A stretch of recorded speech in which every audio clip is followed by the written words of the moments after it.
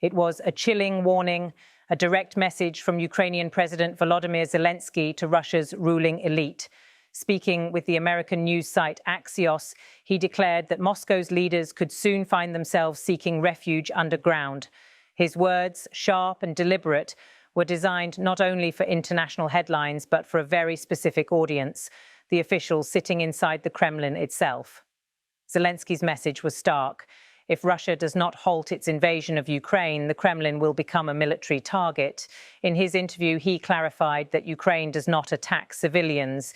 Yet at the same time, he revealed he is pressing Washington for more advanced and powerful weapons, the kind that would allow Kyiv to threaten Russian command centers directly. He did not disclose the weapon's name, but his implication was clear. The Ukrainian president issued a warning aimed at the highest levels of Russia's government. Know where your bomb shelters are. If the war continues, you will need them. For months, Western capitals have wrestled with a question that is as strategic as it is existential. How far should Ukraine be allowed to go in striking inside Russia? Washington and many European governments have long feared escalation, the risk that Vladimir Putin could answer with a broader war, one that might drag NATO directly into the conflict. But Ukraine has already shifted the nature of the battlefield.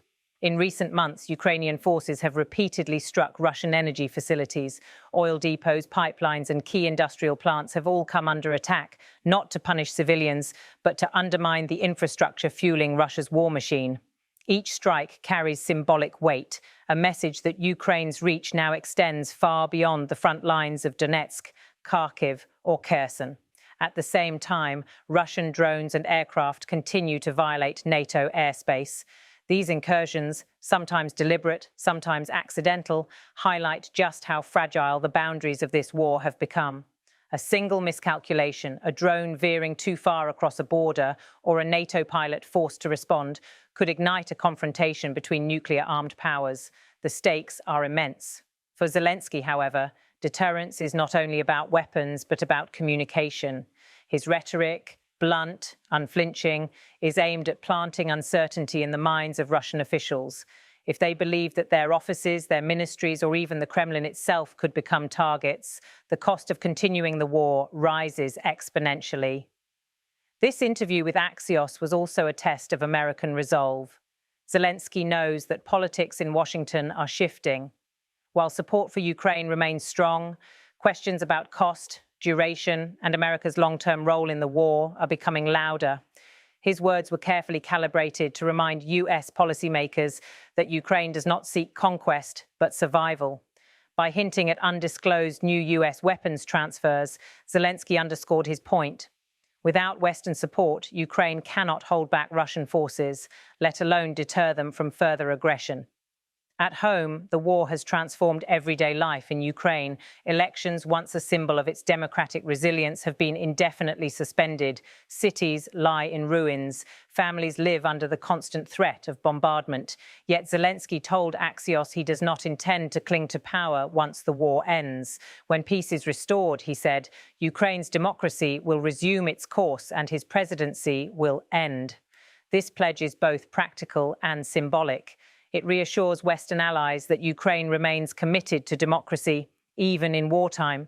But it also reflects the grim reality. The war has made normal governance impossible. For Ukrainians, the priority is not ballots or campaigns, but survival. Across Europe and the United States, Zelensky's warning raises a profound dilemma. Should Ukraine be permitted to escalate its strikes into the heart of Russia, knowing that the Kremlin may retaliate with devastating force? Or should allies restrict Ukraine's capabilities, risking a situation where Moscow believes it can wage war without fear of reprisal? This delicate balance between escalation and deterrence, between risk and necessity, will shape the war's future. In Brussels, Berlin, and Washington, the debate continues. Supporters of Ukraine argue that limiting Kyiv's ability to respond only emboldens Russia. Skeptics counter that striking Moscow itself could invite a catastrophic spiral. Yet for Zelensky, the calculation is simple. To stop the war, Russia's leaders must feel the consequences of their decisions not only on distant battlefields, but in their own halls of power. Meanwhile, Ukraine's soldiers continue to fight along a front line that stretches hundreds of miles.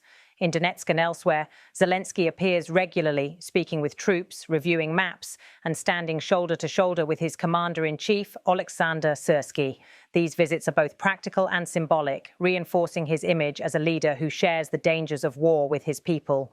But it is his words, broadcast to Western media and repeated across international networks, that carry the greatest strategic weight.